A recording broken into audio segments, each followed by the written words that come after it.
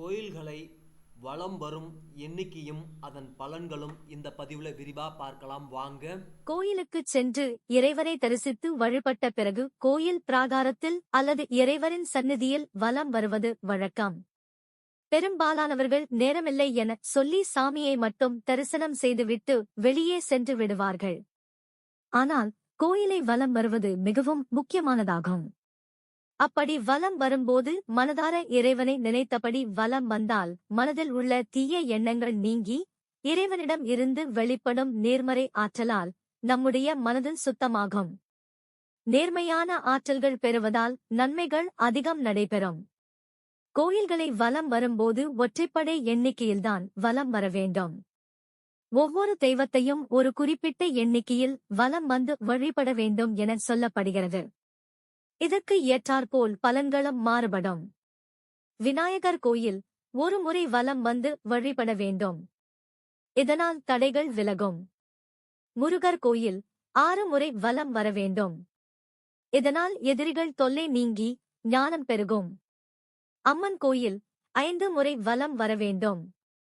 இதனால் வெற்றி, மன அமைதி கிடைக்கும். செவ்வாய் முதல் வெள்ளி வரை தினமும் அம்பிகையின் கோயிலுக்குச் சென்று 5 முறை வலம் வந்தால் நினைத்த காரியம் நிச்சயம் நடக்கும் என்பது நம்பிக்கை. சிவன் கோயில் 5 முறை வலம் வந்தால் நினைத்தது நடக்கும். செல்வ வளம் பெருகும். பிறவா நிலை ஏற்படும். பெருமாள் கோயில் 3 முறை வலம் வர வேண்டும். இதனால் ஆட்சி அதிகாரம், செல்வாக்கு, அஷ்டலட்சுமி கடாட்சம் ஆகியவை கிடைக்கும்.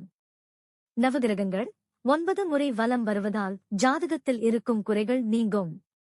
இப்படி எந்த தெய்வத்தின் கோயிலுக்குச் சென்று எத்தனை முறை வலம் வர வேண்டும் என தெரியாதவர்கள், அவற்றை நினைவில் வைத்துக் கொள்ள முடியாதவர்கள் பொதுவாக எந்த கோயிலுக்குச் சென்றாலும் எத்தனை முறை வலம் வந்தால் என்ன பலன் கிடைக்கும் என்பதை தெரிந்து கொள்ளலாம்.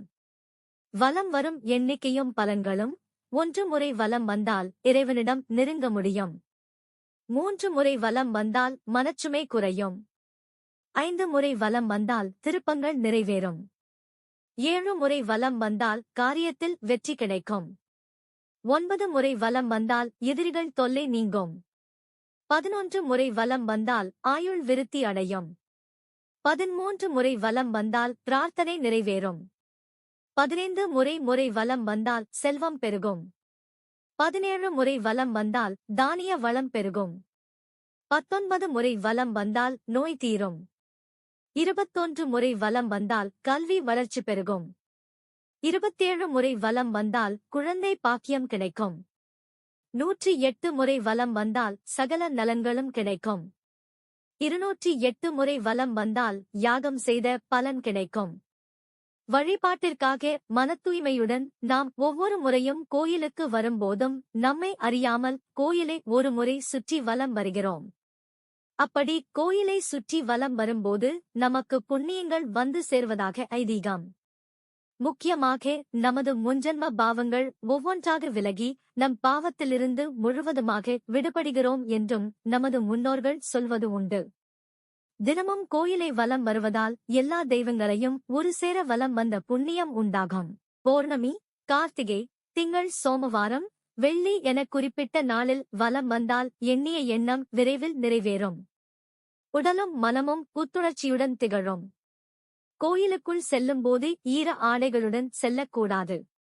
கோயிலை வேகமாக, எண்ணிக்கை கணக்கிற்காக வலம் வருவது கூடாது. நிதானமாக, பேசாமல் இறை உணர்வுடன் வலம் வர வேண்டும். தெய்வ வழிபாட்டின் மிகச் சுலபமான வழி பிரதட்சணம் செய்வது ஆகும். இதையே வலம் வருதல், சுற்றி வருதல் என்றும் முன் ஜன்ம பாவங்கள் விளக்குவதாக சாஸ்திரங்கள் கூறுகின்றன. கோயிலை சுற்றி வலம் வருவது ஒரு புண்ணியச் செயல். கோயிலை வரும்போது இறைவனை நினைத்து வழிபட்டால் நாம் நினைத்த காரியங்கள் நிறைவேறும் என்பது ஐதீகம். இந்த வீடியோ உங்களுக்கு பிடிச்சிருந்தா லைக் பண்ணுங்க, யாருக்கு பயன்படுமோ ஷேர் பண்ணுங்க. Thanks for watching this video. Please subscribe our channel. Thank you.